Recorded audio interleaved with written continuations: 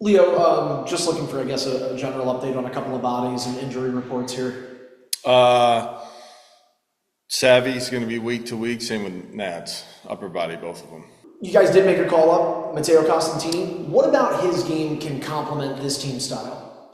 Well, it'll be good for him to get in the game. He's done a really good job. Didn't get in any preseason games here. He could skate. He's a worker. He's done a really good job down there. And then we're going to need guys to step up. We only got 11 forwards right now. We got a lot of guys out.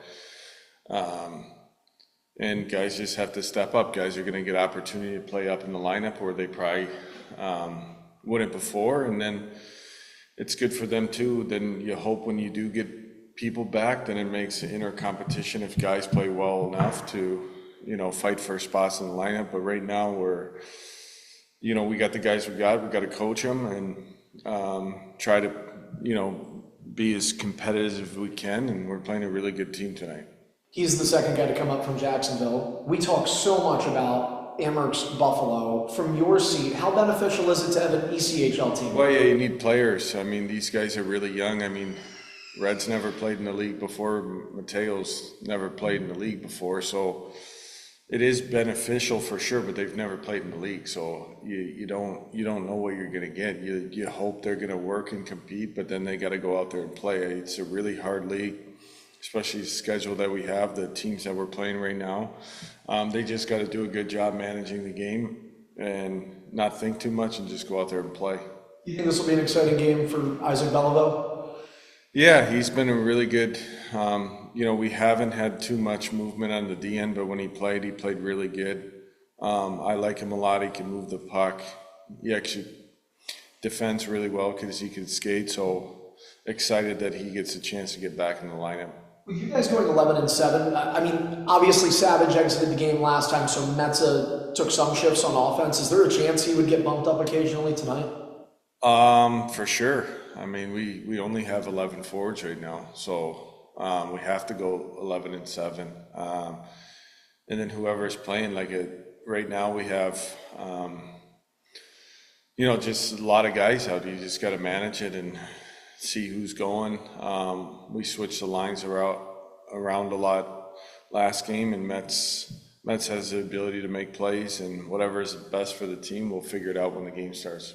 Wilkes, they have a couple guys that did go up earlier this week too, but overall, I mean, they're the best team in the Eastern Conference.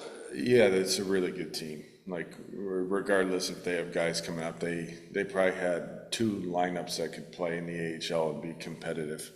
They're really good. They're really fast. They're really good out of their own zone, breaking out the puck to get above you. They're really good in the neutral zone. If you don't manage the puck well, you're going to be in a lot of trouble.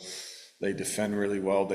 I like the way they pressure the puck. They're on top of you. They go with two a lot. They're D-slam everything. I like that style of game. They're really good in the old. They're just a really good hockey team. It's be a little different game than what you're going to see from Syracuse, but they're really good. We got to make sure that we're playing the game properly, and you got to play the right way against them. You're going to be in your own zone a lot, and they're really good. That being said, and how talented they are, I mean, what would be your message or your keys to trying to beat this team? Well, you got to make sure you're above the puck. If you're not above the puck, they're going to have 3-on-2s, odd man rushes all night. They're really good from offensive transition. When the puck is turned over, they can get above you. A lot of the concepts that we try to use. And then you got to manage the game. If you want to play hope hockey and make 9 passes and through the neutral zone and play one-on-one hockey, we're going to be in a lot of trouble tonight. So you got to make sure you manage the puck, you manage the game. Got to play really smart. Even on changes, they're really good in transition. Like if you don't change properly and you get in trouble, they can move on you really quick. So we just have to play hard. It's got to be a really hard game from our group. Special teams earlier on, the numbers were fantastic. Yeah. Not so much the last couple of games. What's going on? No, you're right, Donnie. If you look at, I kind of break up the season in segments. So depending on dates, travel, never more than 7 games. So our First segment, we went 4-2. This segment, and we keep track of special teams, 5-on-5 goals. If you look at this segment, which we've been on the road, you look at Belleville, Laval, Syracuse, Wilkes, 5-game segment. We knew it was going to be tough, but when you break down the numbers in this segment, we've had 9 5-on-5 goals. We've had 5 against, so we're +4 in that category. You know, we're in a really good spot, and 2 of them were at the end of the power play. So for me, it's really 9-3, 5-on-5. Special teams, we're at 64% this segment, and then we're at 11% on the power play. You know, so you're gonna, you know, if we're at where we're at special teams, we're probably looking at where we've probably already won the segment. But I think we're missing opportunities on 3 goals have come off, not when the puck is on our stick in the, you know, when we get a stop and we're not clearing the puck. We either turn it over, they're keeping it in, and those got to be 200-foot clears, automatic. And then what happens is that extra time, instead of spending 20 seconds in your zone, it turns into 45 or a minute 30, and then you have no chance, regardless of who you're playing. There's too many good players in the league. And then we're also missing pressure opportunities when the puck is on the yellow, where we're not pressuring when people have their backs turned to pressure the puck, try to get an outnumber situation on the penalty kill where you get a bunch of guys in the corner and we're missing those opportunities. So when zone time goes up on your penalty kill, you know, you're going to give up goals, and just guys missing assignments. But it's really important that we finish off this segment, special teams. The power play has been really good for us. I think this segment we're missing, I don't want to use it, we're missing, you know, Rosie and Oz. Like, that happens in any, you still have to execute on the power play. There's a lot of times we're getting flank shots, we're missing the net, we're missing those second chance rebounds where earlier in the season we were there for those.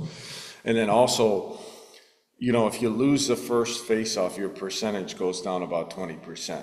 Like, we have to be better on power play face-offs. Like, if you don't win the face-off, you're chasing and get shot down, that's another 15 seconds. You hope to get in the zone, but if you don't, that's 45, and it's half the power plays killed from face-off. So when you look at those things from special teams, I would say the clears and the pressure situations have to be better. Also face-offs, and then ozone, we just gotta execute at a higher level. Okay, so simply put, it's more about mistakes than it is personnel that aren't there. Yeah, like I'm not the type of person, like, everybody, you know me pretty, I don't care who's in our lineup, honestly, Donnie. Everybody goes through it. Every NHL team, AHL team goes through it. You have to coach the group that you have, and you have to execute at a high level, no matter who's in the lineup.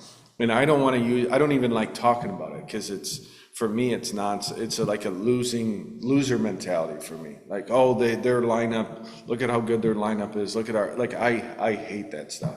Like, you got to go out there and play. And I feel like the game against Syracuse, when you look at what we generated, what we gave up, like, we had a really good game, but it's those things we're talking about. Penalty kill goals, 5 seconds left in a power play, they get a breakaway when we defended and played well enough to win the game. The margin for error when you don't have your guys in the lineup is razor thin, and that's nothing against the group, but you got to be really detailed in those situations if you want to win. I look at our game 5-on-5, since all these guys have been out, we've been really, really good 5-on-5, really good hockey team 5-on-5. It just happens, you know, our special teams the last couple games we got to be better in those areas.